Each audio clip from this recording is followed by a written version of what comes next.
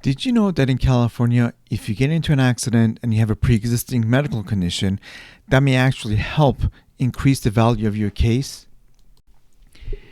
It is called the Eggshell Skull plaintiff rule. That means if you have a pre-existing condition that makes you more susceptible to an injury, then the responsible party or the defendant is responsible for your entire injury.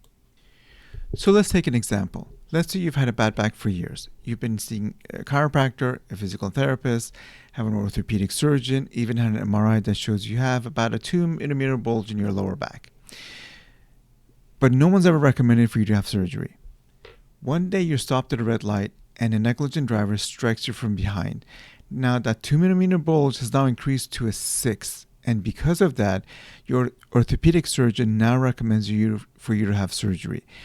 Well, now the negligent driver that hit you from behind is on the hook for the entire injury, which means they're responsible for the cost of your back surgery. Insurance companies love to shift blame on someone else. So they will argue that your current symptoms is because of your previous condition and your previous injury. Don't let them fool you. If your symptoms have increased because of a pre-existing condition, you're entitled to compensation for that increased pain, even if it now causes you to need to have surgery.